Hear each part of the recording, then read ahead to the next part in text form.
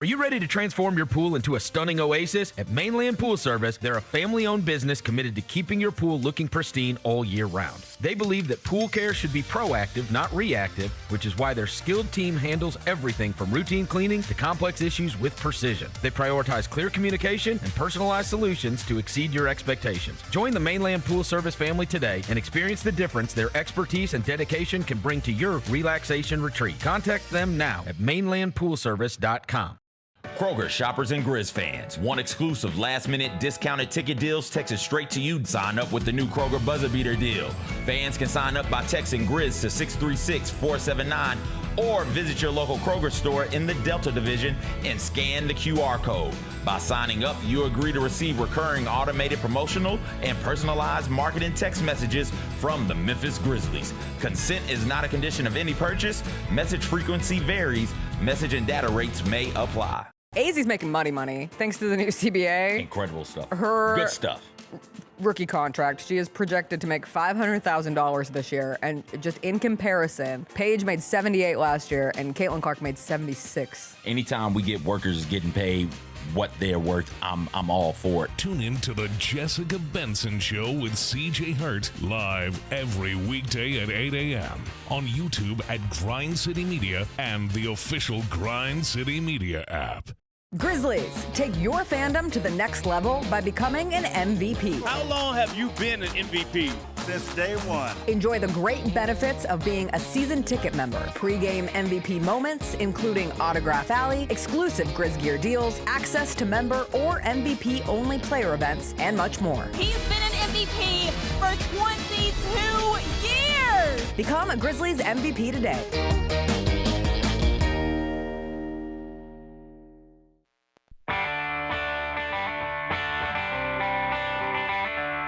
Live from the Built Ford Tough studio at FedEx Forum, it's the Gary Parrish Show, presented by Ortho South, on YouTube at Grind City Media and the official Grind City Media app. Now, here's your host, Gary Parrish.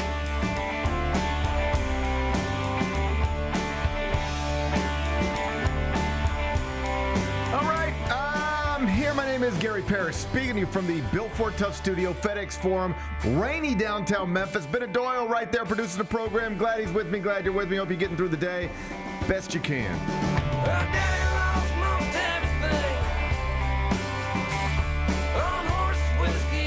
And I hope you stayed up last night for the second of two NBA playoff games. Hit game ones of second-round series last night. One in New York, one in San Antonio. The one in New York, not close. The one in San Antonio, terrific. And our old buddy Mike Conley making a difference at the age of 38. Congrats to him. Timberwolves up 1-0. Sixers down 1-0. We'll talk about it. First, though, quickly, let me set today's schedule for you. When we finish this open, we're going to take a break, come back. That's when we'll do 5 more things you need to know, at which point we're going to discuss 5 previously undiscussed stories, among them Aaron Bradshaw, the former high-priced Memphis Tiger. He has picked a new school. He's stepping down again, but staying in the state. I'll tell you where he's headed. We'll do that in about 25 minutes. JUCO standout Matt Imbolin has picked his next school. He was considering both Memphis and UAB. He picked UAB. Then he took a shot at Penny Hardaway? Buddy, we will see you at the Battle for the Bones. We will see you at the Battle for the Bones. We'll tell you what Blazer Matt said. We'll do that in just a bit. Delta Airlines is cutting a certain service on certain flights starting later this month. I'll tell you what that is. We'll do that a little later on in the show. Big baseball headline out of the American League. 2-time Cy Young Award winner Tarek Skubal. He needs elbow surgery. Big blow to the Detroit Tigers. I'll tell you more about that in just a bit. And as I predicted, Timothy Chalamet and Kylie Jenner, they took different paths last night. Timothy, he was courtside at the Knicks game. Kylie at the Met Gala. That's a sign of a mature couple, I think. We'll celebrate them during a segment we call 5 More Things You Need to Know. Then we'll eventually do GP's carry-out. We'll call it a day. So that's the rundown. We got a lot to get to. But I did want to start in the association because day 17 of the 2026 NBA playoffs, it is now in the books after 2 more games were played last night. We had one in New York and one in San Antonio. One of them was close. One was not. Let's start with the one that was actually interesting and fun right up until The final buzzer, final score, Timberwolves 104, Spurs 102. It was inside the Frostbank Center in San Antonio. Incredibly, just 9 days after hyperextending his knee in a way that looked like a possible ACL tear but wasn't, Anthony Edwards returned to Minnesota's rotation for Game 1 last night against the Spurs. He took 13 shots. He made 8 of them. Played 25 minutes off the bench, 18 points, 3 rebounds, 3 assists. Meantime, Michael Alexander Conley Jr., the Grizzlies' all-time scoring leader, he was in Minnesota's starting lineup at the age of 38. And undeniably, he helped the Timberwolves take a 1-0 lead in this best-of-7 series. Played 24 minutes. He made 4 3-pointers and finished with 12 points and 6 assists. He was plus 13 in the game, as is always the case. 10 people were considered starters last night in that basketball game. One of them was Mike Conley. He was plus 13. No starter finished with a better plus-minus in that game. Not Julius Randle, not Rudy Gobert, not Victor Wembanyama, not De'Aaron Fox, or Stephon Castle. Big Bet Bennett, it is good to see you on this dark and rainy Tuesday morning. My God. But credit where credit is due. Let's start there. Yesterday, I said, I'm not sure exactly how we're going to get there, but we're headed toward Thunder Spurs in the Western Conference Finals. And you said, respectfully, but you said, not so fast, my friend. You believe in Ant. You believe in Mike. You believe in Rudy and Jaden and Chris Finch. And now your Timberwolves are up 1-0 on Wemby and the Spurs. If you would like to pat yourself on the back, this would be a decent place to do it. Well, I wouldn't like to pat myself on the back, but yeah, they have playoff experience. I mean, they've been on deep runs, and it's a lot of the same guys, and so I thought that if they were going to be able to get Anthony Edwards back soon in this series, I didn't think it would be Game 1, that they were going to have a chance to compete with the Spurs, who frankly just don't have the playoff experience like this version of the Timberwolves do. So, yeah, I thought they were going to have a chance, but, yeah, I was still surprised by the outcome last night. Did you have any issue, because it's getting a lot of attention, the final possession from San Antonio, specifically with Mitch Johnson, their coach, deciding not to use a timeout to advance it, and instead just letting it play out? Any issue there? Yeah, I think so. I think that, in my opinion, that is one of those things I think it's more beneficial in like college basketball, to be honest, because it's a little more chaos. Like, I feel like in the NBA, guys, they know what to do a little bit better, frankly. And so, like, I don't know. I just feel like that it benefits you to set things up in the NBA and not do the whole, it's chaos, so you've got an advantage here. I don't know. I feel like in the NBA it's smart to call the timeout and draw it up. So it's been interesting watching the reaction, because the way it ended, which is with the Julian Champagnie wide open 3, people immediately go from, you get that shot, you made the right decision. Like, you take that shot every time. It's an open 3 for a win from a guy who shot above 38% from 3 this season, who has been above 40% in 2 different seasons in his career. It's a one bounce, step into it, wide open 3 for the win. You live and die with that. And I totally get that. My only issue is that even watching it live, because I was texting with Vernon and some other people last night, even watching it live, it just looked weird. It didn't unfold cleanly. And the reason, I think, is because you can totally want to rebound it and go because the defense isn't set and you think you can get a shot. But it did not look like all his players knew they weren't calling a timeout. For sure. I felt the exact same way. It looked weird on TV. It looked, you know what it reminded me of? And it's totally different, but it similar in this way. The end of the national championship game 2 years ago, because you were just sort of conditioned, if you watch basketball, you're sort of conditioned of how things are supposed to go.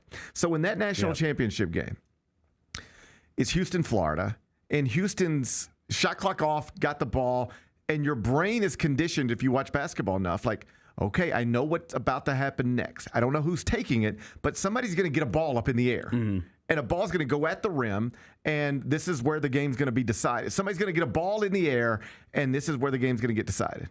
And if you remember, they never got a shot off. Right. It just ends with like Emmanuel Sharp, and I think it was Walter Clayton, contested and he couldn't, and then it was just awkward, and then his buzzer, and the game's over, and it's like, what just happened? That's what that felt like to me last night, because as you're watching it live, and we're going to watch it here in a second, but I want to set you up for it. As you're watching it live, it's Minnesota 104-102. So it's a 2-point game, Timberwolves ball. There's about a 7-second difference in the game clock and the shot clock, right? So they're playing it out. We're not in a foul situation to stop the clock. We're playing. It's get a stop, and then let's play.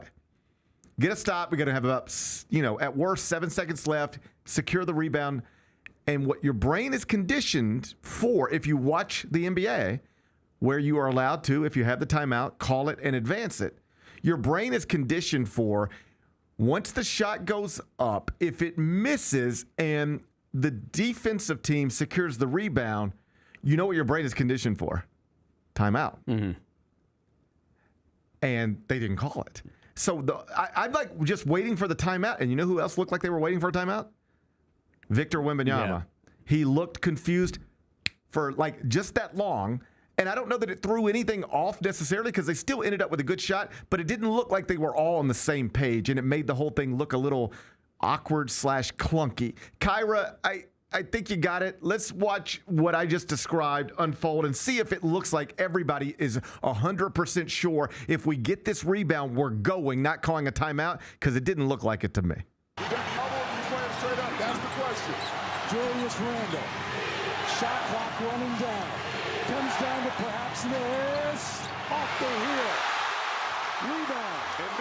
Wemby's, that little pause. Champagny step back for three. The side of the rim. Cannot get it to go. And Minnesota comes in on the road. It just felt over out of nowhere. Yep. The game just felt over out of nowhere. And it looked like Wemby for a second was, are we going or are we? And I think I have no issue with going because it worked. They got a clean look. If I tell you before that sequence happens, hey, I can't tell you how we get there, but I can tell you at the buzzer, you're going to have a wide open Julian Champagny 3 for the win. Will you take that right now? Yeah. Would you? Would you? I think I would. I mean, frankly, now they did a good job on Wemby Rudy Gobert did a decent job on Wemby last night. I know he had 12 blocks, but like offensively, he was able to kind of limit him at times. He was not great. He was not great. I still think I want like a Victor Wembanyama going to the basket. I don't disagree with that. To tie the game. So this is my issue. This is where I struggle with it. This is where, you know what this is? I think this is one we could argue about it all day long. Yeah. I don't think there's a clear right answer. I think the people who say I like what they did, you can easily argue it. And the people who say what you just said, you can easily argue that too. Because, and I'm with you here, I live with that shot. Julian Champagny, wide open 3 at the buzzer for the win. Like, he's a 38% three-point shooter, and that includes all of them. Go get the numbers on wide open threes, uncontested threes. Like, you live with that. You get out of there, you live with that. The problem, of course, is that once you decide we're not calling the timeout and advancing it, you have taken maybe the best basketball player in the world out of the play. He's not going to be involved. When whatever happens down there, he's not going to be involved in it. If you watch it, he gets the ball, throws it ahead, he's out the play. Yep. This is the struggle. You can live with that wide open 3 at the buzzer for the win. But in theory, you could have also had a 7'4" monster, maybe the guy who's going to be the greatest basketball player of all time. You could have gave him a touch on that side of the court. Yep. And once you decide not to call the timeout in advance, you're basically ensuring maybe the greatest basketball player someday of all time is not going to touch the ball on that side of the court with the game on the line. I don't love that. I don't love it either. And I mean, like, no disrespect to Champagny, like, I think if you do call a timeout and draw it up, like, how many players are you going through before you get to him as the guy who's taking the game winner? 100%. That is not how you would draw it up, but you would live with that shot. You would definitely live with the shot, yes. You wouldn't draw it up that way, but you would live with that. You would draw up. If you're drawing things up, it's going to involve Wemby, something. you wouldn't draw that up, but if it got to that point, you would live with that. Again, apples to oranges, but if you're the Miami Heat in the middle of that thing, I don't know how often you would draw up a play for, a Ray Allen or whatever. But like if he ends up with the ball in his hands and you live with that shot, right? So I think you live with the shot, but it's at least an interesting moment in what was just in what was an awesome basketball game. Like that was good stuff. It was good. In the NBA last night. So Mike Conley, circling back to him, he got the post-game interview with the Peacock studio crew, and obviously somebody who will matter here forever. Yep. Still in this moment is the Grizzlies' all-time scoring leader. His name will be in this building forever after he retires. And there he is at the age of 38. Yep. Not only playing in a meaningful game, but starting in a meaningful game and flourishing in a meaningful game. He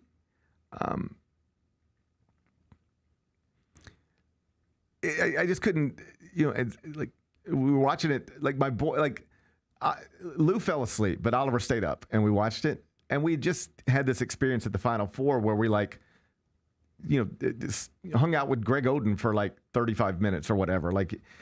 And it's just interesting for my boys. Like, do you know, hey, you remember Greg Oden, right? Oliver's like, yeah, of course. Do you know that Mike and Greg went to high school together? Like they played in high school together. And Greg has been retired forever. Mm-hmm. And there's Mike Conley still doing it. It's like we get real caught up on LeBron James at the age of 41, and that's obviously incredible. But Mike Conley at the age of 38 is kind of crazy too.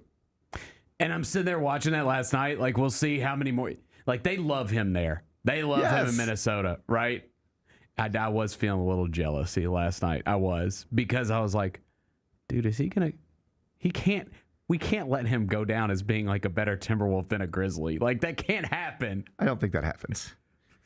What if they win the championship? Well, he will always be the all-time points leader here, or he will until somebody breaks it. That's true. And he's never going to be that there. His legacy as a Grizzly is for sure cemented. But what if he wins a championship with Minnesota?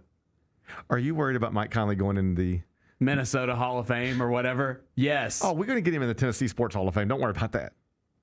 Mike Conley will go in the Tennessee Sports Hall of Fame. Don't worry about that. I guess what I'm saying is I'm not sure I want to live in a world where Mike Conley's jersey is hanging from our rafters and the rafters in Minnesota. I don't think I can stomach that. I don't think he gets the Minnesota rafters. I think he... What if he hits a game winner to win them a championship? I don't think Mike Conley gets the Minnesota rafters, but he's going to have the Memphis rafters. Okay. Don't hurt your heart. You're hurting your heart for no reason. We've been through a lot, man. You're hurting your heart for no reason. I can't take much more. I did have this thought. I am so happy. I did have this thought. Mike Conley was awesome here. Scored more points there than anybody. Everybody loved him. He was great. Yep. He never asked to leave. And we just decided, we got a new point guard. You got to go. And now we're going to get rid of that guy. And Mike Conley's still winning playoff games. We are going to trade the guy that was the reason to get rid of Mike Conley in the first place, while Mike Conley is still winning playoff games. A lot's happened since then. A lot's happened since then. A lot has happened. Yeah, a lot's happened since then. At the time, it was the right move. Oh, at the time, it was the right move. In the time, it felt so right. Yes. At the time, it felt so right. Even Mike would have told you at the time. Mike knew, yes. Even he was Mike, on board, too. Even Mike is like, it was the right thing to do. All right? It made sense. But when you think about it today, on this rainy-ass Tuesday morning in downtown Memphis, last night, I was watching Mike Conley just celebrate a playoff win. Mm-hmm. Crazy.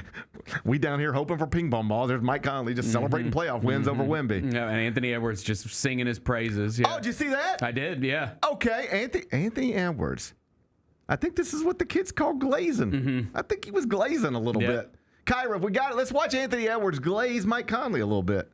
Mike Conley was an all-star in the NBA.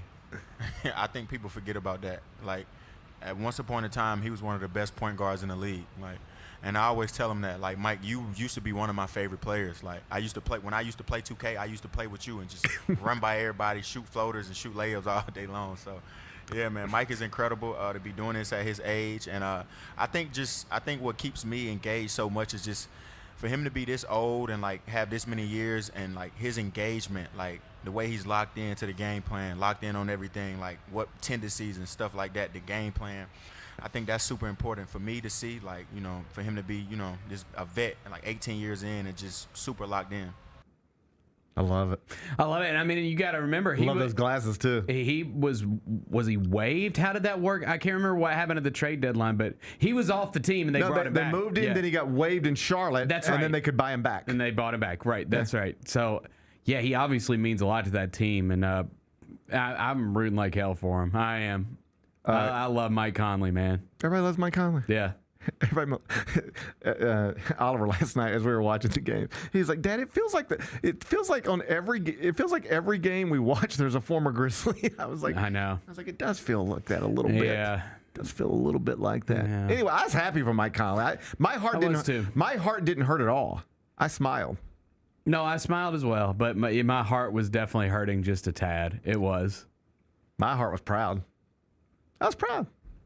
Plus, like, I guess we're putting my heart did not hurt when Marc Gasol won a championship in Toronto, and my heart would not hurt if Mike Conley won a championship in Minnesota. Like, we were on a really good roll. Like, we did the Zebo jersey retirement, and then we did Mark, and then we did Tony. Like, we were kind of knocking these out like every other year. Mike's never going to stop playing. We're going to have to wait like a decade to get Mike in there. I don't know if I'm going to make it. Yeah, dude. I don't know that I'll make it.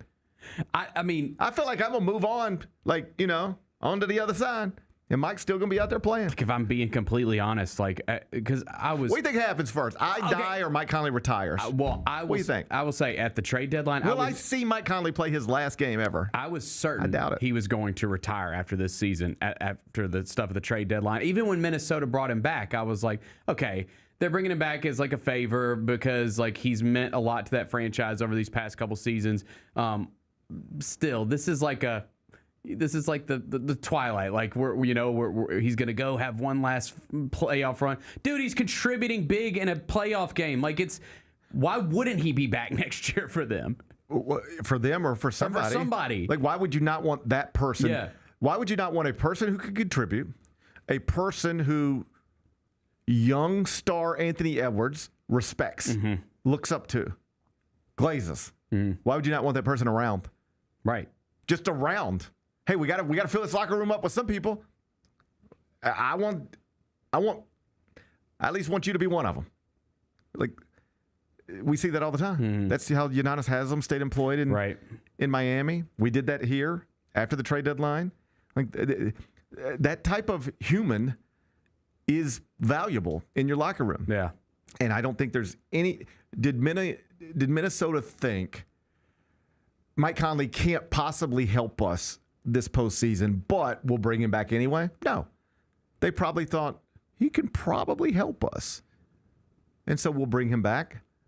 But even if he doesn't, even if the stuff you saw last night is non-existent, in other words, he's thrust into the starting lineup and he's having to make shots and he's actually making them. Even if that doesn't exist, he holds value there just by being there. Just by showing Anthony Edwards how you lock in. Even if you have a limited role at an advanced age, can you show the younger people in this locker room what it looks like to be a professional, what it looks like to show up to work every day on time, the way you do? That's important. Yeah. That holds value, and he seems to do that, plus make shots for the Timberwolves. So, awesome stuff last night. Game 2 is now Wednesday, 8:30, and it becomes massive. I mean, we go from, at least I went from thinking one way or another it's Thunder Spurs to, buddy, you better win Game 2. Oh, I think if the Spurs lose Game 2, they are absolutely cooked. I don't know about cooked, but like I think they're cooked if they lose Game 2. You now better, you got to win 4 of the next 5. Yeah. And 3 of them are on the road. So, like, good luck. It gets real hard. You don't win on Wednesday night. But I love Wembanyama last night. Did you watch post-game press conference? What did he say? He's just great. He's just great.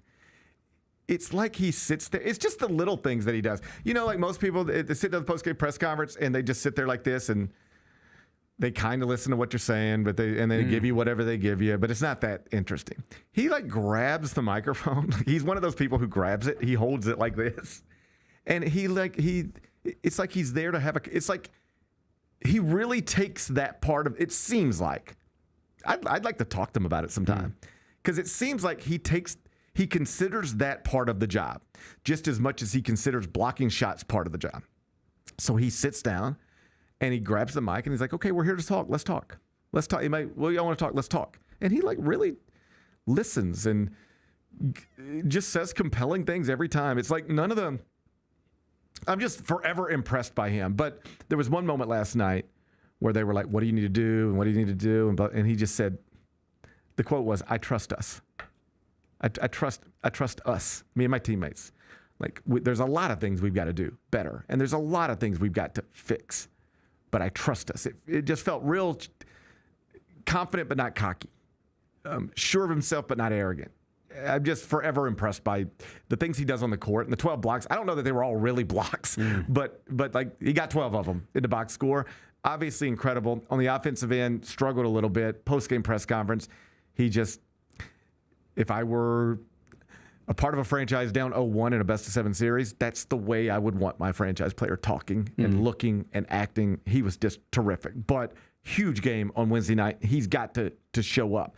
So it'll be 8:30. Spurs are already listed as 9.5-point favorites, and they are still, even though down 1-0 in the series, San Antonio is still minus 186 to win the series, with Minnesota listed at plus 156. So still a long ways to go. San Antonio's still the favorite, but Game 2 Wednesday becomes really, really big. Before we got to Timberwolves Spurs last night, we kicked off Knicks Sixers Game 1 Eastern Conference semifinals. That went exactly how I think we both thought it was going to go. You're just in a tough spot if you're Philly. You're coming off of a huge Game 7, quick turnaround. I mean, we didn't in carry out yesterday break it down from any sort of basketball perspective, but what we both said is you just want an emotional Game 7 if you're Philadelphia in Boston on Saturday. You immediately fly to New York. You're going into the Garden. It's the Garden with all the stars. You're just kind of walking into something that's going to be really hard to deal with, and if it gets bad quick, you tap out, and they tapped out. Yeah, I don't really put a lot of stock into that Game 1. I'll be interested to see how they bounce back in Game 2 because I still think they could turn this into a series. It almost felt like we're just gonna. No, I mean we're gonna put the uniforms on and show up, but we're just sort of like this is hard for us tonight, mentally, physically, all of it, and. It almost felt like we know we're going to be down 1-0 to start the series. So we'll get focused and rested and be ready for Game 2. But once it got bad on them last night, I mean, they pulled everybody in the third quarter. Oh, yeah. I mean, they were done. It was like, okay, this is over. Final score was 137-98. And the Knicks become last night the first team in history to win 3 straight playoff games by at least 25 points and the first to win back-to-back playoff games by 38 plus points. So just a total destruction in the Garden. I'm with you. I don't think last night is any indicator of how the series will unfold. But like I'd be surprised if you get another game that lopsided or anything close to that lopsided in this series. Unless you get something like the Knicks are up 3-0 and they just don't care to close it out, and gentleman's sweep type of thing, and Philadelphia just blows them out and they punt on like one of those type of things. But last night was just one team was Game 1 at home, let's go, and the other team was, man, I can't believe we're here. We were supposed to lose to the Celtics. I'm tired. We'll be ready for Game 2. That's what it felt like to me. Yep. So we'll see what happens in Game 2. But the first game last night, total blowout. Second game, awesome. Tonight, another doubleheader. Cavs Pistons starts first, then Lakers Thunder. The close game is probably supposed to be the first one. The second game is lopsided in point spread, in part because Luka Doncic unavailable, but it'll be on NBC. And on one side of the court, you'll have some people's GOAT, the king of America, LeBron James. And on the other side of the court, Not mine. it's the reigning MVP, He's my former GOAT. Shai Gilgeous-Alexander. Anytime we can get your former GOAT Yeah. and the reigning MVP on the same court together, that's good TV, right? Yeah, I'll turn it on. You gonna turn it on? I'll turn it on. Of course, like it is a 15.5 point spread. Yeah, that's wow. For a semifinals game one, that is pretty surprising, even though we kind of know the score coming into it. It's 15.5 points, and one of the teams, I know one of the teams doesn't have its best player. Yeah.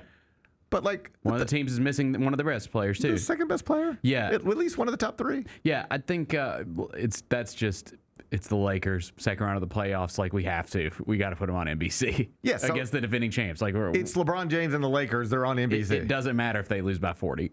Like, they're on NBC. Right. Yeah, of course. Right. Yeah, like that. Like, Cavs Pistons is the better series of the series that will start tonight. Maybe. You don't think it should be? No, dude. I don't trust Donovan Mitchell outside of the first round of the playoffs. You don't trust Donovan Mitchell? No. Well, then I know you don't trust James Harden. No. Oh, God. That goes without saying. In theory, that should be the better series. Yeah. But what is the bigger draw for eyeballs? Lakers, LeBron, Yeah. Oklahoma City, SGA. Hey, Mike Conley's out there turning back the clock.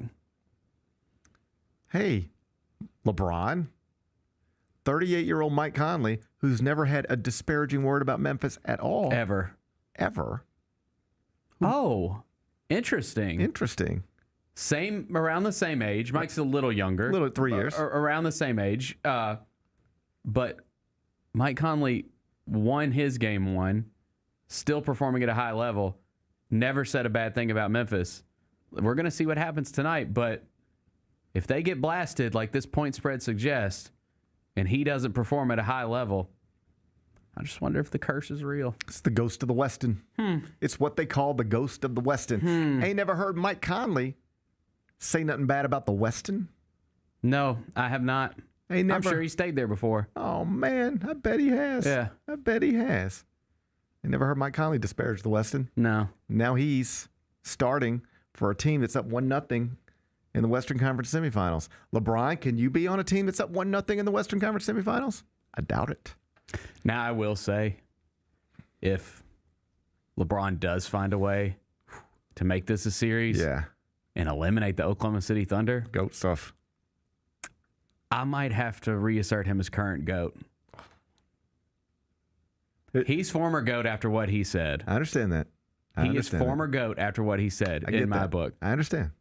But if he beats the Thunder, I think I have to reassert him as what if you're a man? GOAT. What if you're the man? I just have to. What if you're the man who eliminated the record-setting Warriors and the man who eliminated the Dynasty Thunder? I think that's current GOAT stuff. That's GOAT stuff. Yeah. At that point, you could probably say anything about any hotel you want. Yeah. As for now, former GOAT. I get it. Hey, we'll see what happens tonight. Yeah. We'll see what happens tonight. Okay, good. All right. Good. Moving on. Aaron Bradshaw's got a new home. What's going on? Oh, man. He keeps moving. He started at one place, and then every year it's at a. It's just damn, I don't want to laugh. It's like he started in the majors, and then they were like, "Nah, you need to go to AAA," and then they were like, "You need to go to AA," and then they were like, Now he's playing A-ball. I mean that as nicely as I could say it. I'll tell you where Aaron Bradshaw's transferring. We'll do that next. Sonic Radio. Welcome back to Sonic RNDIO. That spells radio with me, the CIO. This just in, the new Sonic $1.99 menu lets you build a crave-worthy meal for just $1.99 an item. Whether that's a creamy shake, crispy tots, or a quarter-pound double cheeseburger. This just out. Ostriches. They're mean, not very cute, and in my opinion, way too big for a bird. Don't miss the Sonic Fun 99 menu. 5 items, always $1.99. Live free, eat Sonic. Tax not included. See menu for details. The heaviest metal credit card of all time. Rumored to be one of only 18 in existence. Plated with the very same tungsten that forged the International Space Station. And wielded at business dinners like a samurai sword. It's a classic corporate power move. But the real power move?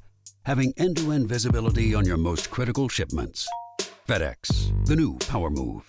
Orthopedic injuries can be unpredictable, unforeseen, and unscheduled, and Ortho South understands this better than anyone. Since your injuries don't make appointments, you don't need to either. That's because Ortho South welcomes walk-ins during the weekdays, in the evenings, and even on Saturdays. So next time an unforeseen injury makes an unscheduled appearance in your life, visit orthosouth.org to find your nearest urgent care location. Just walk in, and Ortho South will take care of everything, especially you. Learn more at orthosouth.org. That's Orthosouth at orthosouth.org.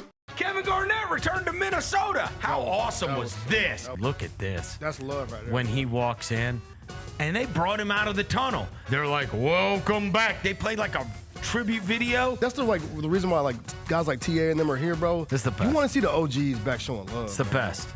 That is the best. Nothing has felt more wrong than Kevin Garnett not being a part of that. The Chris Vernon Show, live on weekdays at noon on YouTube at Grind City Media and the official Grind City Media app. Junior Grizzlies summer camps presented by Ortho South are the key to a slam dunk summer with over a dozen 4-day camps perfect for hoopers ages 6 to 14 looking to build fundamental skills and make unforgettable memories. With camps across the Mid-South in Tennessee, Mississippi, and Arkansas, you won't have to go far for the ultimate hoops experience this summer. Registration comes with a Junior Grizzlies jersey, lunchbox, and a basketball to take home. Don't wait, space is limited. Visit grizzlies.com/Junior Grizzlies today to secure a spot for a fun-filled summer. That's grizzlies.com/Junior Grizzlies.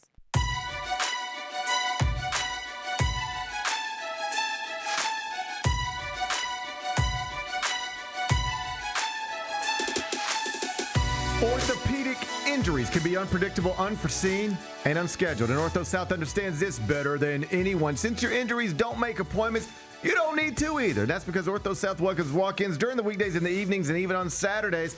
So next time an unforeseen injury makes an unscheduled appearance in your life, visit orthosouth.org to find your nearest urgent care location. Just walk in and Ortho South will take care of everything, especially you. Learn more, orthosouth.org. That's orthosouth at orthosouth.org. Now I got 5 more things you need to know. Number 1. Aaron Bradshaw. He has picked his new home. Big Bet Bennett. It's a former 5-star recruit who started his career at the University of Kentucky. After 1 year there, he transferred to The Ohio State University. After 1 year there, he transferred to the University of Memphis. These are all proud basketball programs that go to Final Fours and stuff. Big Bet Bennett, do you want to tell folks where Aaron Bradshaw will finish his college career? Well, it looks like he'll be headed down the road to TSU. TSU? That's Nolan, right? That is? Yeah, but they don't have, I can't remember when Nolan took that TSU job. I'm sure they know each other. I'm sure they know each other, but he wasn't on the staff last year when Bradshaw played here. Buddy, this isn't even funny. I'm tempted to laugh, but it's not funny. Like when you start your career at Kentucky, you don't expect to end it at Tennessee State. No, but honestly, I've sat here and said I'd be cool with him coming back. Just how kind of it went. You couldn't win not even win. You couldn't even compete in games without him on the floor the end of last season for the Tigers. True, but he was also among the highest priced players on one of the worst teams That's right. this program has ever had. And Penny was on record early in the season, yes. They were fining him. Yes. Because he just wouldn't do the things that you're supposed to do as a basketball player. Yeah, if he would have came into the season with the same mentality that he had, or appeared to have had towards the end of last season, I think maybe we're talking about a different season altogether for that team. You know what he is? Here's what he is. I say this as kindly as I can say it. He is the best-looking, worst girlfriend you could ever have. What I mean is, from a distance, it's like, this is great, but you have to deal with it every day.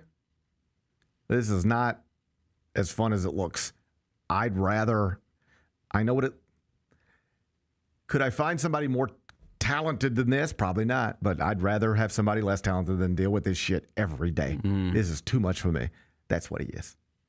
He has a hard time doing the things you need to do to not maximize, but even just get anything out of the talent that you possess. This is somebody coming out of high school that was a projected one-and-done lottery pick. And every coach who has coached him, if you talk to them, they will tell you the exact same things about him. They all have the exact same issues with him. And when you are Penny Hardaway and you've reached the point, I don't think we'd ever even heard a college coach say this before. They were financially fining Aaron Bradshaw multiple times. Like you fine NBA players or NFL players or Major League Baseball players for not doing the things you're supposed to do. You know what's interesting? Like when we're at the Final Four or out where we're working, but we're all in the same hotel and we all have to go to set or some meeting. And a very common thing is you get an email and it says, hey, meet in the lobby at 8 a.m. or meet in the lobby at 8:45 or whatever. You know who is always the first one in the lobby? Roy Hibbert. You want to know why? He used to get fined in the NBA. It was like just understood. Like you get fined if you're 2 minutes late for a bus, you will be fined. So like Roy's just conditioned his whole life is be on time. You have to be on time. Like it's non-negotiable. Like it does like the bus leaves at this time, and if you're not there, you're fined. And I'm sure there's some wiggle room for certain people, but he's just sort of conditioned. He's a professional, so he's exactly where he's supposed to be at all times. And Aaron Bradshaw has just never been able to tap into any of that. And it sort of is like it's a story I'd be telling to I'd take this story and I'd tell it at Peach Jam. I'd tell it at every EYB else. Like, hey, you think you're something?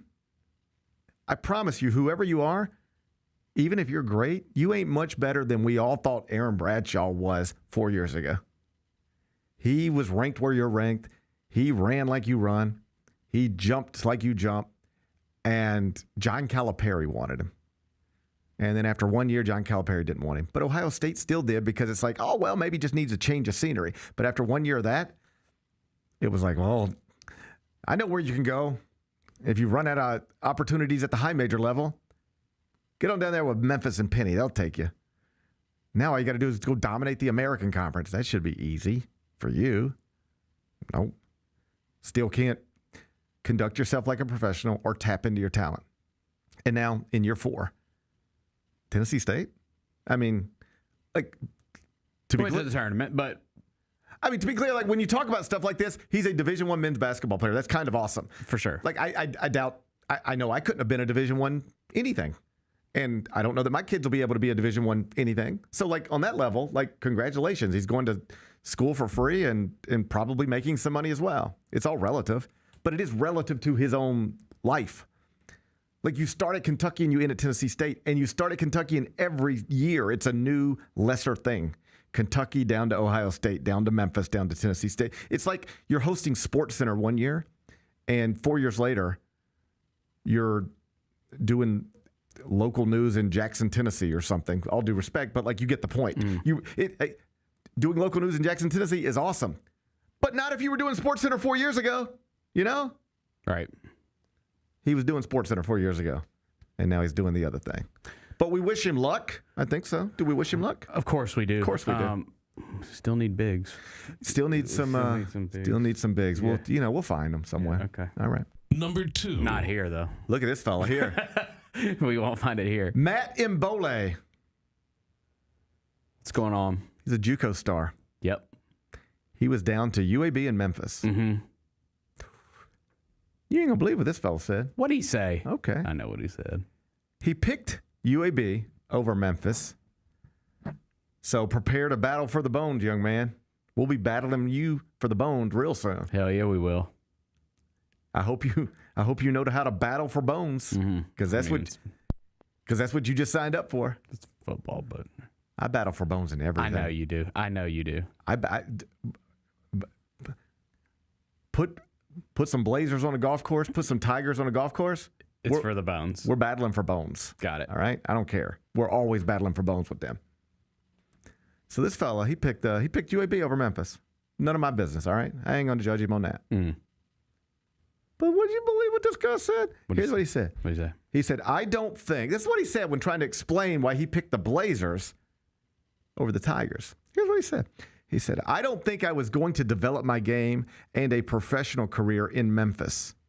Coach AK intends to develop my game over the long term so that I will be able, I think there's a typo in here, so that I will have playing time at the professional level after college.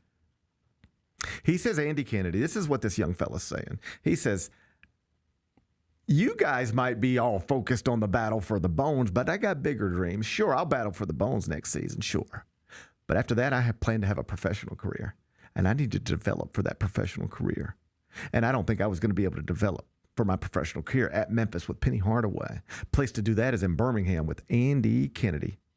How do you respond to that, Bennett? I mean, listen, people can say what they want about Penny Hardaway. The facts are he has way more former players in the NBA than Andy Kennedy does. I mean, he just does.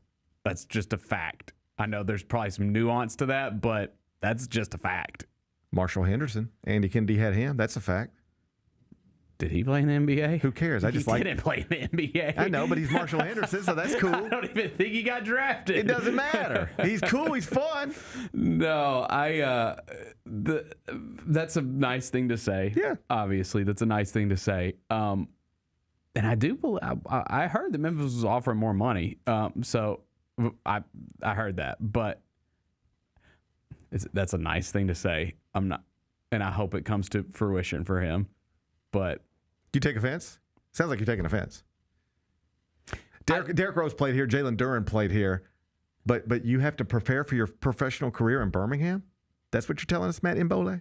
I know that last year was a disaster. I do think that Penny Hardaway is a good player developer. I think we're going to see that this season. I don't know. Are you ready to battle for them? Does this heighten your excitement to Bones battle? Yes. I'm ready to battle. Oh, he opened up the floodgates here. In all seriousness. Because we were looking for a reason, because they did split with us last year. In all seriousness, like, I liked it better when we could get excited or angry or whatever about LaBradford Smith and Purvis Ellison or Kenyon Martin and Bob Huggins and Denny Crum. But, like, if it's got to be Matt Mbole, then let it be Matt Mbole. Just give me something to be excited about, right? Yeah. At least I now know somebody on UAB's roster. I'm not 100% sure I've got the pronunciation right, but at least I'm now. You can pop quiz me at any point and say, GP, name a player in the American, not at Memphis. And I'm going to say that little fella down at the JUCO kid down at UAB, Matt Mbole, disrespectful to Penny. For sure. At least I'm now familiar with one other person in this basketball league as a basketball columnist and analyst, so that's a good thing. Now, and we're gonna put it on the bulletin board. That's bulletin board material. It's already on the bulletin board. But, like, I think really what happened here was, because, like I said, I think Memphis offered more money.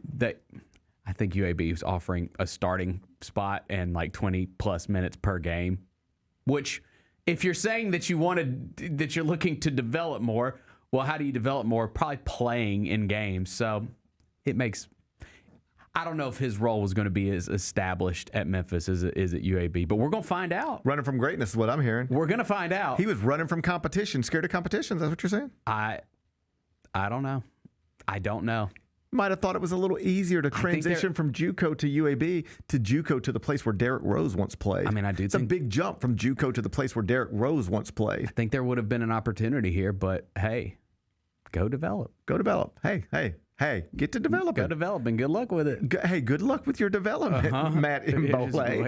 Wait till the battle for the bones. Okay, hey. We don't forget. We're not going to forget this, all right? Did you see Andy Kennedy? What did he say? Oh, he said, I got to This is actually what got people fired up. That didn't get the Memphis fans fired up. I don't even know. Yeah. I love AK, so be careful. I love Andy Kennedy, so be careful with me. I respect Andy Kennedy as well. He said,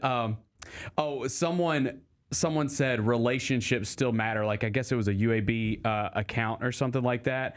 Oh, no, it was assistant basketball coach at UAB, Jesse Bopp.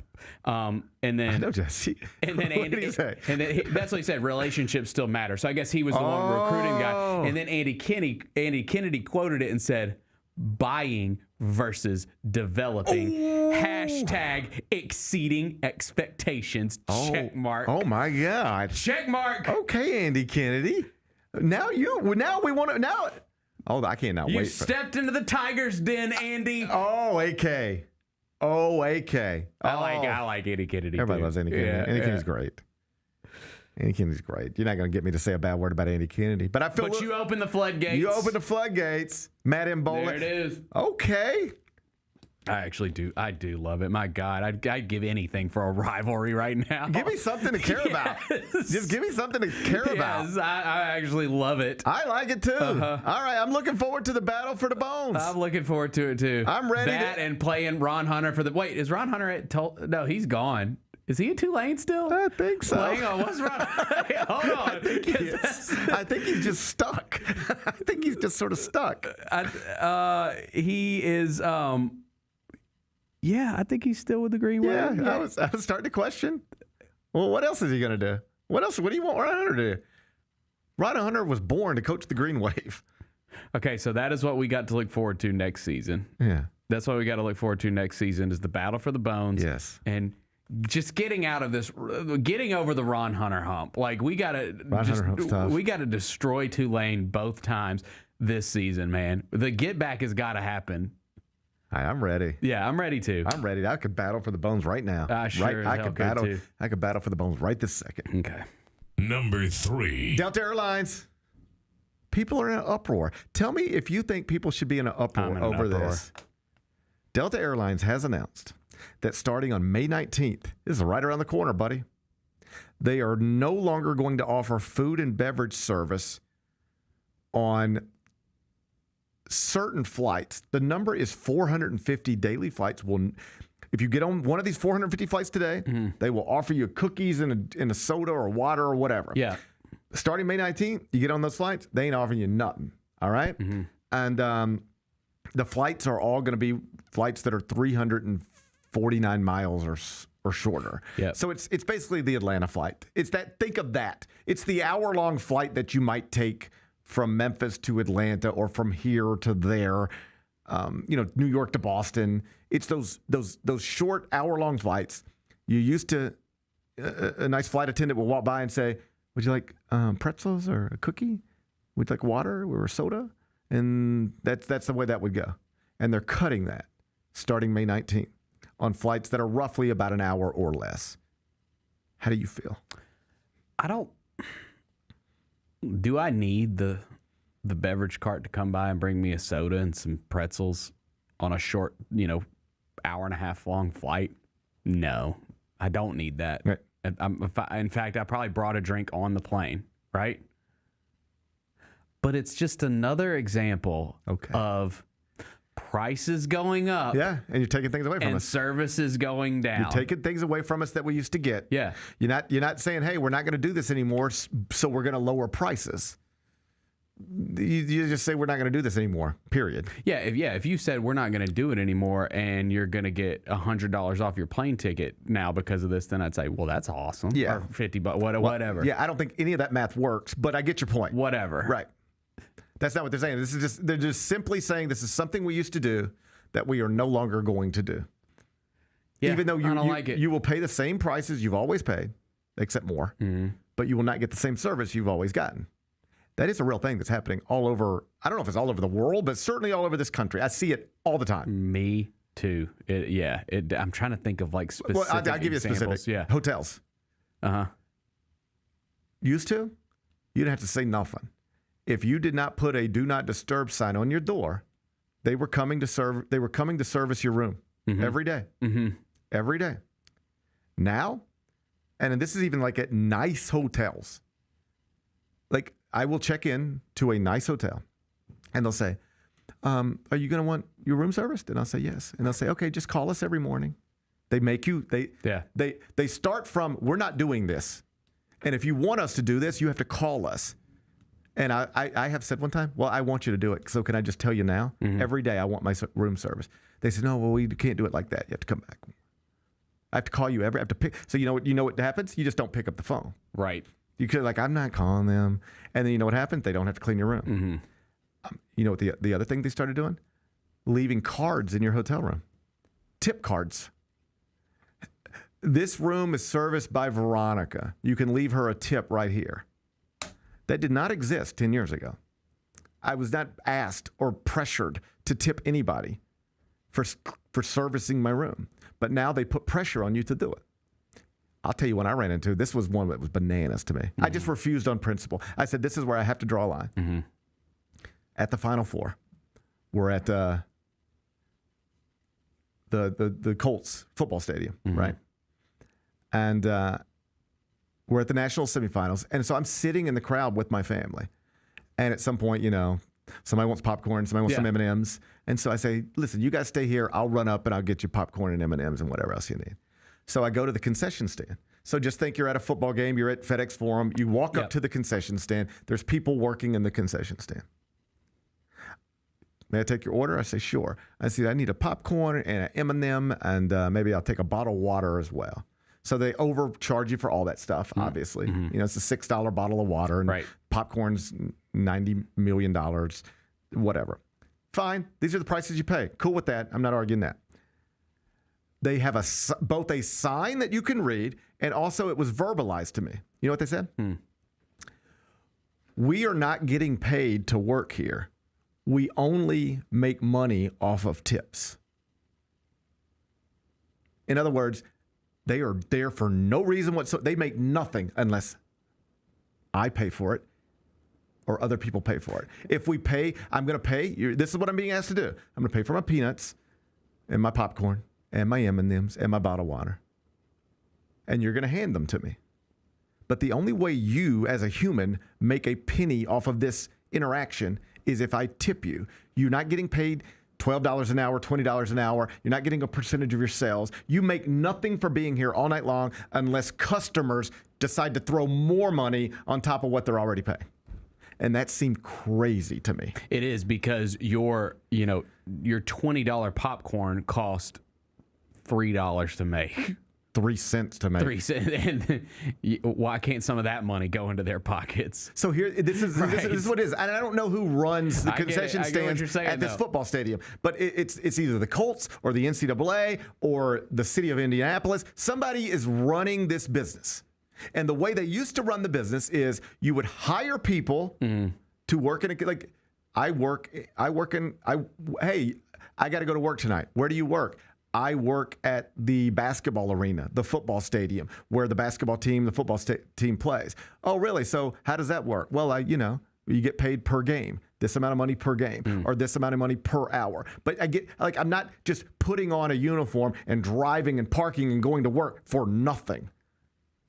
But that is what these people were doing. There is no pay involved. You're just working for tips. So this, either whoever it is, has gone from hiring people to do a job to do the job for free and see if you can guilt the customers into paying for your work. We're out the game, though. I don't like it. It's crazy. It's crazy. It's insane.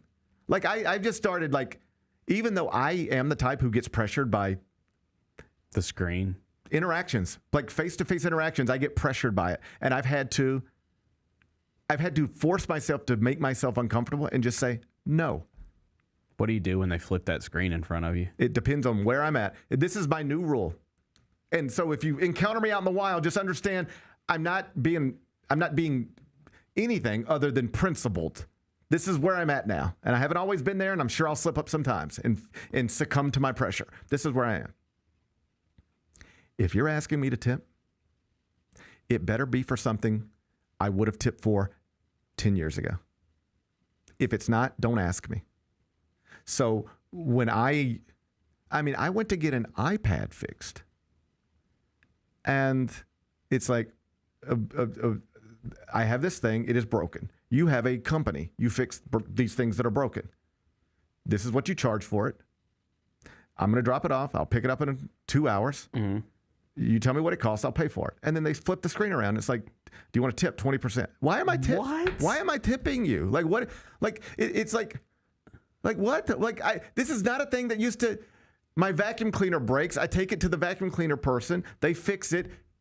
We're done here. Why am I tipping the person who fixed, or even like my wife owns a store.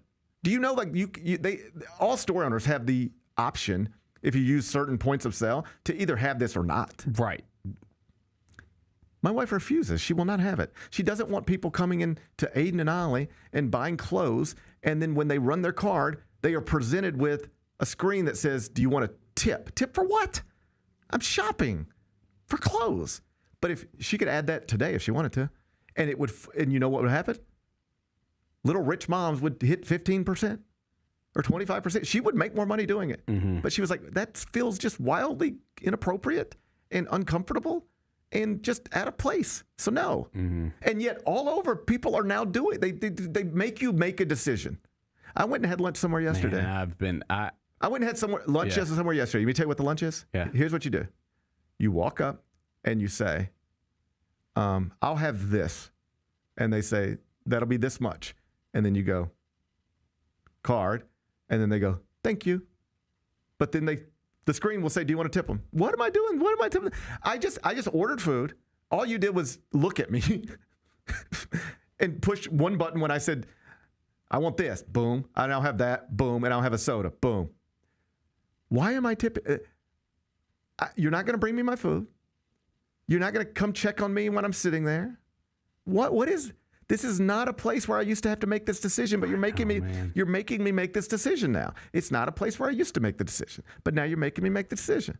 So I'm now principled. I just say no. You're better than me. I just started saying no.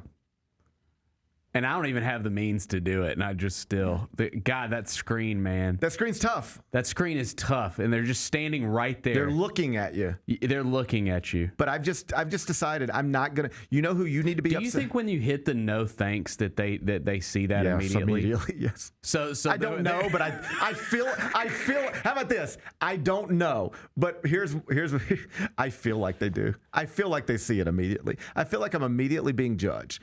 But I would like to look at them. I'd like to have a whole conversation with these people. I'd like to say, I know you might be a little frustrated with me right now because I didn't decide to just give you 20% for no reason whatsoever. I know that you might be a little upset about that, frustrated by that, because your employer's paying you shit and you need me to supplement that. And I just decided I'm not going to tip you for no reason. You are providing no service here different than the person at Wendy's provides for me. I'm just on principle, I'm not doing it.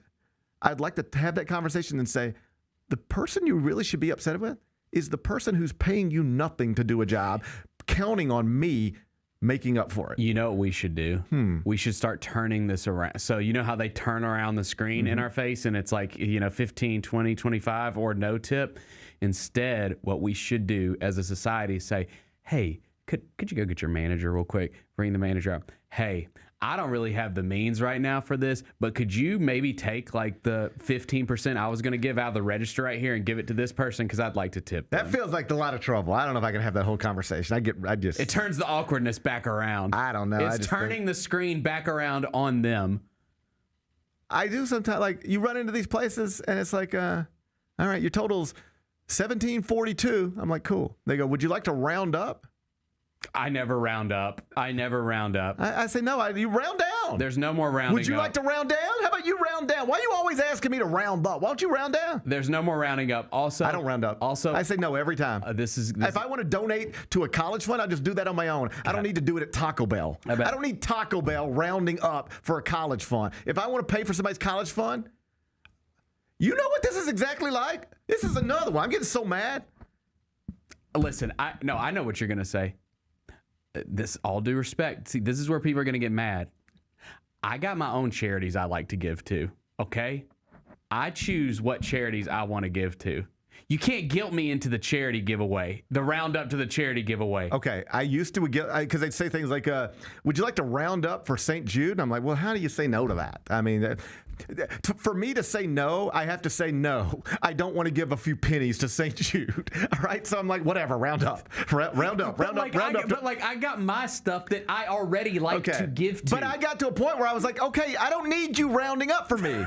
If I want to take my money and give it to a charity, I don't need Taco Bell to be involved. That's right. All right? Zaxby's, if I want to give money to a charity, I'll do it. I'll do it, and I do it. And I do it. I don't need you chicken strips to be involved in my charity work. No, we don't need this third-party BS, all right? Let me tell you where I noticed one. that was driving me crazy. Okay, and I don't even care. There are people right now, friends of mine. I'm confident I have friends of mine who are watching right now who have done this exact same thing. So they're going to think I'm talking about them. Mm-hmm. And I might be, but I don't mean it in any sort of personal way. I just mean that it just strikes me as wrong. Mm-hmm. I'm just going to say it. Okay, say it. Just say it. Be mad if you want to be. No, this is a vent session right here. Go. We're venting right now. Just say it. When I was a kid, I played baseball, I played soccer, I played stuff. And, it costs money to play stuff. And you ain't kidding. And, so you would regularly do fundraisers. Fundraisers was a very normal thing. Yeah. And so it'd be like, we're selling candy bars. Yep. And so, you would actually go door to door and... Mm-hmm. Would you like some candy bars? Some popcorn? Yeah, I play for the 9-year-old Eagles, and we're going to state tournament in Tupelo, and we're trying to raise money, and we have these chocolate bars. Would you like to buy a chocolate bar? And they say, how much is a chocolate bar? And you say, chocolate bar is $2. And they say, worst chocolate bar you've ever had in your life. Yeah, not that good. And also, you eat the inventory. They give a bunch of kids 2 boxes of chocolate bars and sit them at the house. You end up eating the inventory. But the point is, you had to do something to raise money. There might be a raffle giveaway, but there was something. You would knock on my door, or you would approach me in some way, and you would say, I'm a kid, and I play something, and we're raising money for it, and I know this chocolate bar probably ain't worth $5, but I'll give you a chocolate bar if you give me $5. I know you're probably not going to win the raffle, but I can give you a raffle ticket if you give me $10, and you might win a TV. Mm-hmm. There was always something for something. Mm-hmm. Now, do you know what I get? What? I get an email that just says, hey, little Jeremy's playing baseball this summer, and if you'd like to donate, here's the link. Why am I paying for your kid to play baseball? How are you even comfortable asking me to do that? I mean, this one, I agree with you. The big issue. We can't really go door to door anymore because people get shot for knocking on people's doors. that's the biggest problem. In fairness, I'd rather Venmo you than you knock on my door. At this point in my life, I'd rather just Venmo you blindly than you knock on my door and bother me. But I get your point. Knocking on doors ain't what it used to be. My point is, I just think it's wild to just ask people and I want to be clear. Bad store comes, power line falls in your house, catches on fire, you've lost everything. I'm there for you. For sure. That's when we should help each other. Yes. But there's a big difference between you need help, I think I can help you, let me help you. I love to do that. Mm-hmm. There's a big difference between that and little Johnny needs a new bat off of Amazon. You want to pay for it, GP? Right. What? I agree. Can we start a fund for my new air conditioning unit? If we can start one for my new pool. Yeah. Dude, while we're sitting here venting. Yeah, let's just vent. Get it all out. I swear to God, every time in life that you think that you are doing pretty good and you're like, man, I got my head above water. Things are okay. It's good. Your air conditioner breaks. Yes. Every time, I swear to God, every time you think life is good, your air conditioner breaks. Doesn't matter how old it is. Life is never good for long. Life's never good for long. Man. I totally understand what you're saying. It's like, well, we got this and everything's this and everything's where you've been thinking for months, if not years, about how I'm going to get this car paid off, or I'm going to get this thing paid off, or this credit card's finally zero balanced out. And we're finally here. Hey, look, man, remember when we first talked about this? I didn't think we were going to get here, but now we're here. Now let's start looking at vacations. Air conditioners out. Yep. That's the way it works. That's life. That is life. But that's okay. We won't do a GoFundMe for that yet. I'll help you if you need some help. But I like our solutions to these things. Also, I agree with round. You know what? Hey, instead of rounding up, could you round down? Round down one time. I'm going to start asking that at the store. Round down one time. Thanks for showing me that. Could we actually round that down? Let's round it down. Yeah. Hey, how about that? That fella that was in front of me in the drive-thru? What'd they do? Well, they rounded up. Could you take their round up? Round down. Credit to me, round it down? Yeah. I like that plan. They never want you to round down. Round down. Here's what I'm trying to tell you, all right? I don't like living in a world where they're now asking me to just throw more money in the form of a tip at things that we didn't used to have to do.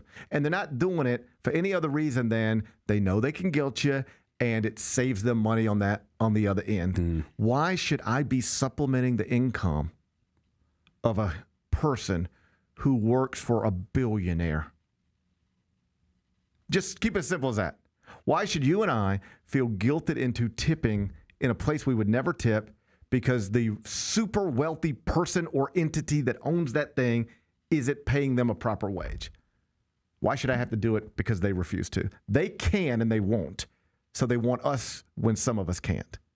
Just feels fundamentally wrong. We're going to start turning that screen around. We're turning that screen around. Aggressively. We're rounding down. We're turning the screen around. Aggressively. Go get me the manager. Okay, here's my new one. Here's my new one. Here's what I'm going to do. So you go and you check it, like they're always like this, right? And then they turn that screen around on you. Yeah. And it says 15, It's going to 18, ask you a little 20, question 20. real quick. You know what I'm going to start doing? Huh? I'm going to start turning it right back around on them and going, nope.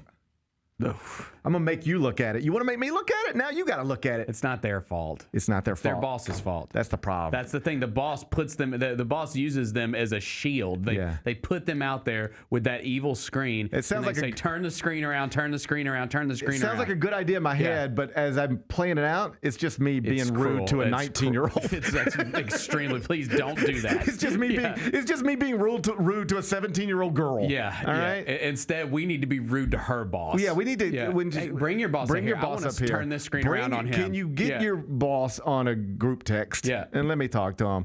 And let me ask them why. I want to ask him a question. Yeah, he's probably in Aspen right now, skiing or something. I want to understand why he can't pay you, and he's asking me to do it instead. I'm tired of it, Bennett. I've had enough. I like our plans. Okay, I like our plans. They're okay with me. All right, back to Delta Airlines. Okay, yeah, what's going on with Delta? Oh, yeah, they're taking away our food and beverage service. Here's the thing.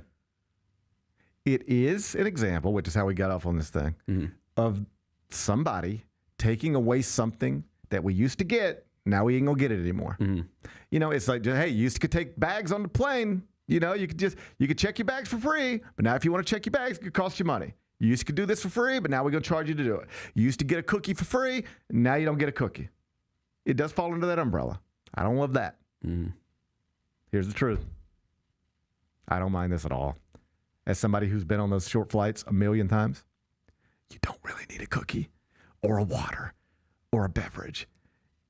If you had to right now drive to, let's just keep it simple, an hour to anywhere. You had to get in your car and drive for an hour. Couldn't you do it without having to stop in the middle of it and getting a cookie and a drink? Yeah, but you're already giving me it. You've been giving it to me since your inception. Like, why are you taking it from me? They're taking it from you because they can save money. That is the answer to that question. On a can of Coke. Add up all the Cokes and all the people. You know, it's. I guarantee you, it's like trade. They ain't paying nothing for those Cokes. What, like, it's clearly something they're giving you that they don't have to give you anymore. Yeah. By definition, it's a money saver. Yeah. To whatever degree. So that's why they're doing it. Also, like, here's why I don't mind it. Because it's just totally unnecessary. It is something they used to do, but we do not need. There are things we need in this world. I would argue I need my room serviced in a hotel every day. I don't like that they've taken that away. I don't like that if I want it done at some hotels, I got to pick up the phone, let it ring. They go, thank you for calling the front desk. Can you hold, please? Then you got to hold, please. And they come back to you in 2 minutes and you got to say, can I have my rooms? I don't like all that, right? That's one where I'm like, you took something away that I actually prefer. I don't like that. This is, you took something away and I don't need it. I don't need a cookie on a 50-minute flight. I don't need it. And if I do need a cookie, I can just get, like, they sell cookies right outside. I just think if we all learn, you just, if you really think you need a snack in the next 50 minutes, fatty, just get one, put it in your pocket. If you really think you need a beverage on a 50-minute flight, Just put one in your bag. I don't think it's any coincidence that Spirit Airlines shut down and then Delta decides they're just going to take away the snacks. Also, it's just usually a rush of chaos. The flight attendants trying to get all the way to the back before we start to. It is. Those short flights with the beverage cart, it's like, are we doing this still? You know who I bet's thrilled? I would love to talk to a flight attendant. Oh, they're loving this. Who does nothing but Memphis to Atlanta nonstop. Yeah. Their life just changed. It really did. It's like I don't have to ask 80 idiots every day. You want cookies or pretzels? You want water? And then every time somebody's gonna say, "Oh, what you got?" Coke Zero, Coke, Sprite. Oh, you got a Mountain Dew? No. You would never have to do that again. It's just tell us buck our seatbelts and put our tray tables up. That's all. The job just got easier and better. So I'm happy for the flight attendants, and I'm not that mad at Delta. I think this makes sense to me. It makes sense that they would take this away. I don't love it. I feel like I've lost nothing with this development. All right. But that other stuff we talked about, that's got to change. That's got to change. We got to at some point you got to stand up. Yep. Number 4. Big baseball headline, Tarek Skubal. He's got to have elbow surgery. He's got loose bodies in his elbow. And if there's one thing I know about pitching is that you don't want loose bodies in your elbow. He's, of course, 2-time Cy Young Award winner. And I saw this last night as people tried to figure out, so what happened to Tarek Skubal? Because he said that he's been feeling not great all season. So he was like, it sucks that I have to have surgery. I'm going to miss several months. He goes from Cy Young Award favorite. He's about to be a 3-time Cy Young Award winner, probably, to now he's not even on the board because he's going to miss so much time. He's like, I don't want to miss time, but I'm glad to have an answer. Why am I feeling this way? Well, because you've got something that needs to be addressed. So going to have the surgery. He should be back this season, but I saw this stat, which I thought was interesting. According to ESPN research, Skubal has thrown 3.211 pitches at or above 95 miles per hour since the start of the 3,211, not 3.211. It's 3,211. Let me start that over. According to ESPN research, Skubal has thrown 3,211 pitches at or above 95 miles per hour. And that is 234 more than any other pitcher in Major League Baseball over the same span. He's throwing hard. He's throwing harder than most, more often than everybody. And just like we see in the NBA, where it's constant calves and hamstrings, and the explanation you get from medical people is, yeah, they're still playing 48-minute games 82 times a year, but the pace of the game is so different than it used to be that a human body is not made to deal with what we're asking NBA players to deal with as often as they're dealing with it. And that's why so many of them are incapable of staying healthy, staying on the court, because their bodies can't do what they're asking their bodies to do, broadly speaking. It's the same thing in baseball. Jacob deGrom had all those surgeries. You know what the best explanation for it was every time?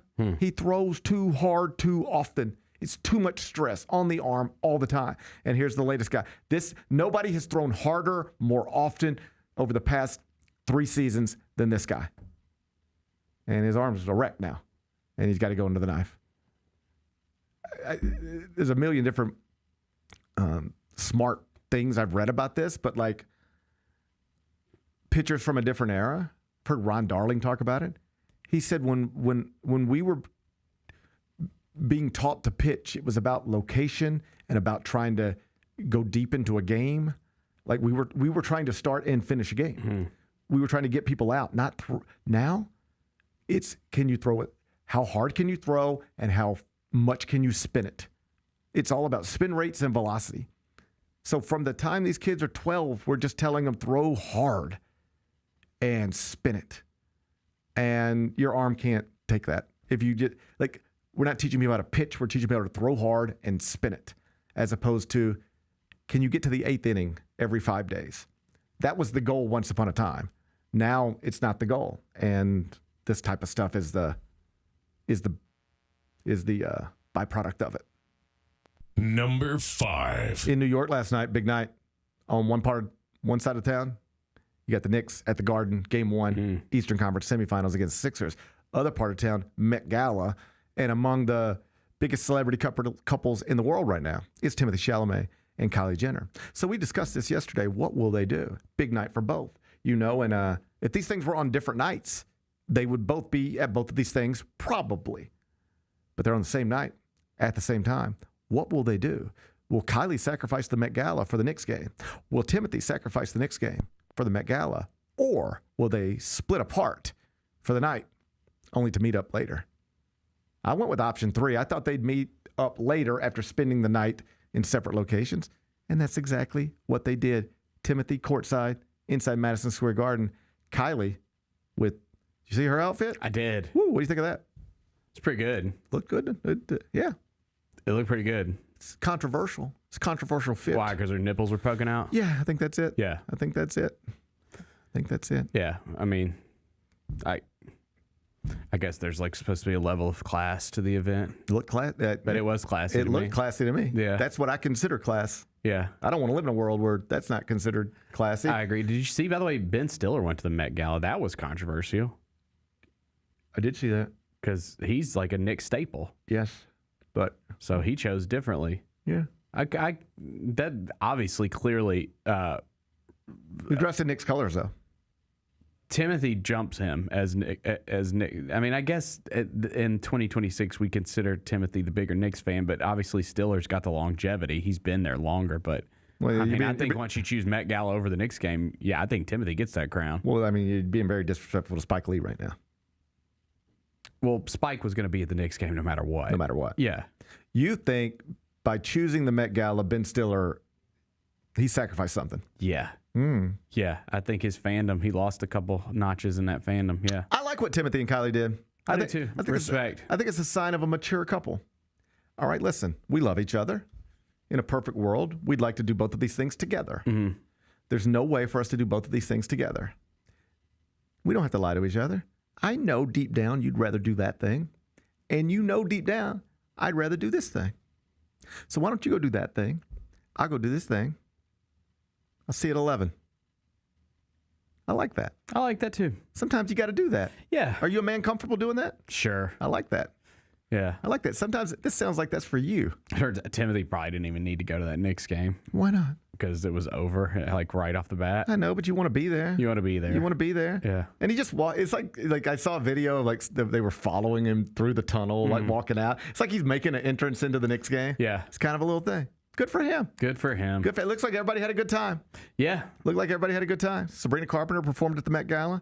Looked like everybody over there had a good time. Everybody. What happens at the Met Gala? I don't know. They just like look at art? No, I don't know what happens. They go in and they look at art. I think and have some drinks. I think they just hang out.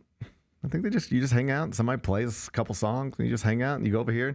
Why can't we get a camera inside the Met Gala? I think probably people don't want them there. What's going on in there?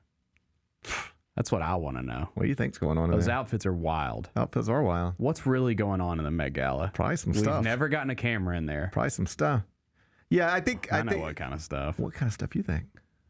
Stuff? What kind of stuff? I don't know. Like stuff? I don't know. Something's going on in there. I think something is going on in there. We get cameras in front of everything these days, but we can't infiltrate the Met Gala. Why? Because I think if you get that that level of super famous people in the same room, the last thing they want in that room is cameras. I wouldn't be surprised if they make you check your phone at the door. I bet so. Yeah, if there's no cameras in there, they're making you check your phone at the door. I'll tell you this. There was during the NCAA tournament, we had a day of work one night where we like worked in the afternoon and then we had to be back on at 1 a.m. And so we had like a big gap, like a 5-hour gap in between work. And Roy Hibbert, there's a private club, they like LA, New York, they have these things. And there's one that when he played for the Lakers, he joined, and then they built one in New York. So he was automatically like grandfathered in. He's a member. Anyway, he was like, hey, I got this membership. I barely go, but like if y'all want to go get dinner, like let's just go get a table and we'll just have a nice dinner in this place. And I was like, sure, let's do it. So we go to this place. Coincidentally, Taylor Swift, like last week, you could probably look this up on TMZ, like had lunch on Jane Street with her father, like last week. And it's like that's the place we were at. Yeah. Okay.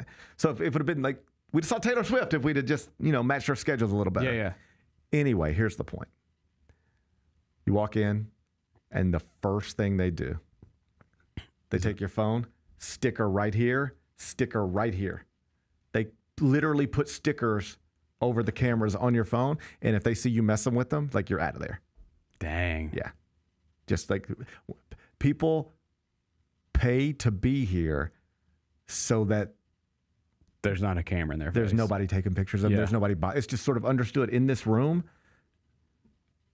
You speak when spoken to. You leave everybody alone. Nobody taking pictures. Nobody's doing anything. And I bet the Met Gala is something similar like that. Okay. I'd just like to know. I would like to know too what's going on. I'd like to get in there and figure out what's happening. Yeah. You think it's exciting or boy? I bet it's not as cool as you think. I bet it's a bunch of super famous people standing around going, "So, what you been up to? Yeah. How you kids? Same stuff we do. What do you do? What do you do when you're standing around with a bunch of people you know? So what you been up to? Yeah. How you kids doing? Your mama still doing good? Yeah, same stuff. I'm sure they got stories. Yeah. But I bet at the end it just boils down to the same stuff. Yeah. How you kids been? I bet it's the same. I bet it ain't that exciting. But I bet there's some stuff going on there too. Yeah. Maybe one day we'll find out. I'd love to. I'd love to. Be back with Carryout. When the arena lights dim for a concert or when the crowd becomes one at a big game, you can almost feel like you're the biggest fan. But who's your biggest fan? It's the person who will get you home safely after a night of drinking. It's a person who looks out for your life to make sure you leave the stadium with someone sober. This could be a designated driver or someone who offers to give you a ride share. Because in Tennessee, fans don't let other fans drive drunk. Brought to you by the Tennessee Highway Safety Office, a division of the Tennessee Department of Safety and Homeland Security. Grizzlies fans know it's the team that gives you the edge. Big River Steel does too. And much like the Grizzlies have recruited legendary talent, we want you to be part of our team. Are you ready to be part of something legendary? Then visit www.bigriversteel.com. That's www.bigriversteel.com.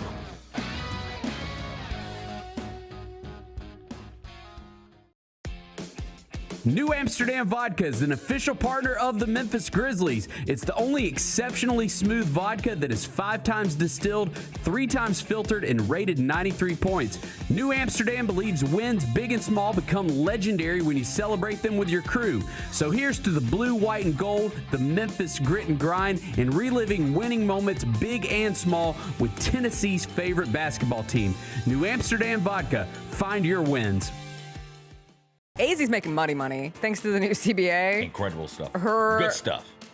Rookie contract. She is projected to make $500,000 this year, and just in comparison, Paige made $78,000 last year, and Caitlin Clark made $76,000. Anytime we get workers getting paid what they're worth, I'm all for it. Tune in to the Jessica Benson Show with CJ Hurt live every weekday at 8 a.m. on YouTube at Grind City Media and the official Grind City Media app. Junior Grizzlies summer camps presented by Ortho South are the key to a slam dunk summer with over a dozen 4-day camps perfect for hoopers ages 6 to 14 looking to build fundamental skills and make unforgettable memories. With camps across the Mid-South in Tennessee, Mississippi, and Arkansas, you won't have to go far for the ultimate hoops experience this summer. Registration comes with a Junior Grizzlies jersey, lunchbox, and a basketball to take home. Don't wait, space is limited. Visit grizzlies.com/Junior Grizzlies today to secure a spot for a fun-filled summer. That's grizzlies.com/Junior Grizzlies.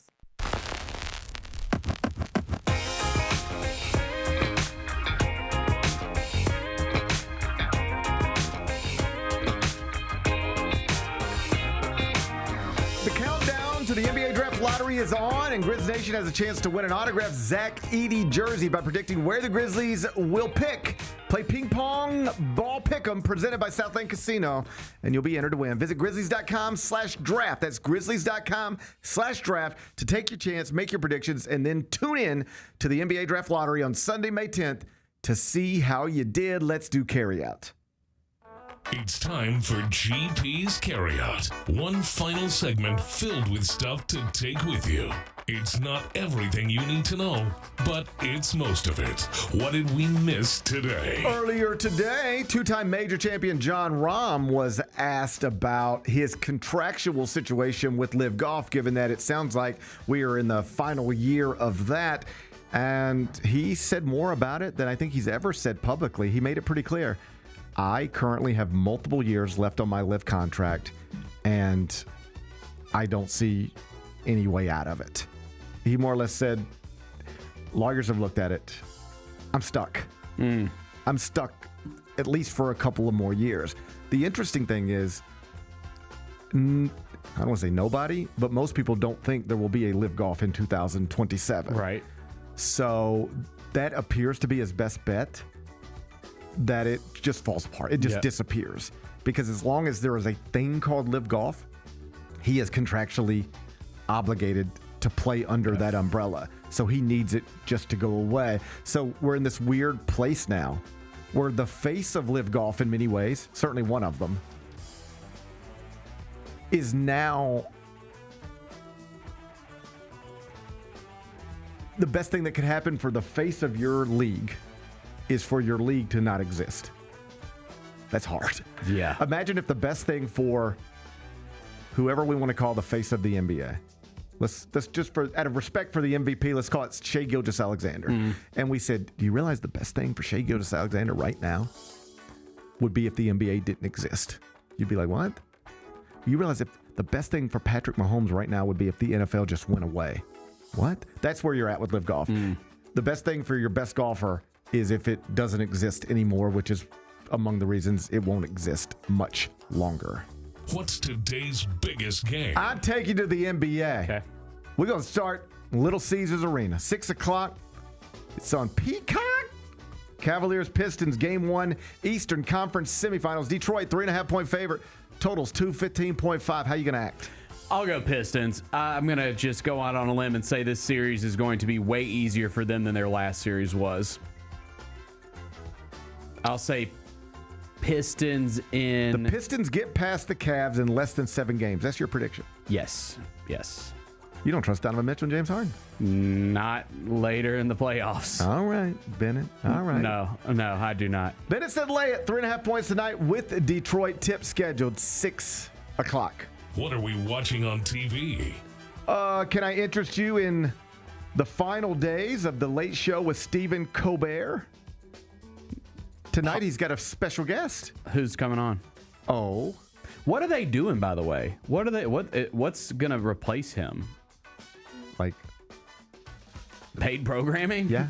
I mean, I really do believe it's paid programming. Like Byron Allen's comedy show or something like that. I gotcha. Okay. They're just out the late night business. They're out of it, yeah. I don't think I should have any commentary on that. Fair enough. No, I just didn't know, because it's just not. They were just out the late night business. Because the other guys are going to do it, and so you're going to still have Fallon on NBC. You're still going to have Kimmel on ABC. So I wonder how they counter program. By saving money. They just decide whatever we used to spend on this show, we'll spend way less money on something that, it's just. They'll just fill the time. I believe it. I think the actual answer is it's a Byron Allen show that, the comedian. Yeah. Who's apparently, if you read about that guy, he's made $1 bazillion doing stuff like this. Yeah. He just creates shows and then sells them to, I don't know how it works. A little bit like, I don't know. I don't know enough about it. I just know that that's what it is. That's what it appears to be. Gotcha. So, anyway, we're in the final days of Colbert. And the show will end later this month. But tonight's guest, former President Barack Obama. It's a pretty good get. It's a pretty good get. Former President Barack Obama will be his 6th interview with Stephen Colbert. He was on the Colbert Report before the late night show. They're going to be at the new Obama Presidential Center in Chicago that is opening later this year. So 10:35 tonight on CBS, former President Barack Obama and Stephen Colbert. I bet they got a lot to talk about. What's the best thing we've read? Over at CBSSports.com yesterday, I updated the top 25 and 1 when I got out of here. Moved the Tennessee Vols. Rick Barnes got the number 2 transfer portal class in the country behind only Louisville. I moved Tennessee into the top 15 of the top 25 and 1 after they added Juke Harris from Wake Forest. You can read about that if you're interested It's on the college basketball page, cbssports.com. What's on tap for tomorrow? Well, tomorrow will be Wednesday, so we'll look back at tonight's playoff games, look ahead to tomorrow night's playoff games. Chris Vernon will join me. That's always fun. Looking forward to it already. Enjoy the rest of your day. I'll try to enjoy mine. And let's meet back here tomorrow at 10. Till then, be careful, be kind, be good, rep your hood. Azie's making money thanks to the new CBA. Incredible stuff. Her good stuff. Rookie contract. She is projected to make $500,000 this year, and just in comparison, Paige made $78,000 last year, and Caitlin Clark made $76,000. Anytime we get workers getting paid what they're worth, I'm all for it. Tune in to the Jessica Benson Show with CJ Hurt live every weekday at 8 a.m. on YouTube at Grind City Media and the official Grind City Media app. Grizzlies, take your fandom to the next level by becoming an MVP. How long have you been an MVP? Since day one. Enjoy the great benefits of being a season ticket member. Pre-game MVP moments, including Autograph Alley, exclusive Grizz gear deals, access to member or MVP-only player events, and much more. He's been an MVP for 22 years. Become a Grizzlies MVP today.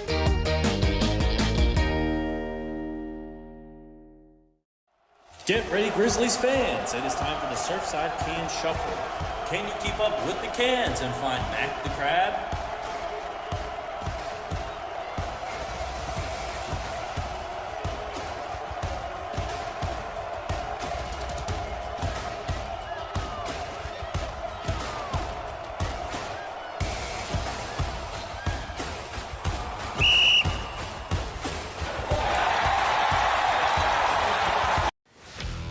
Let's face it, there's a lot of trash talk in basketball, but the great teams let their performance do the talking.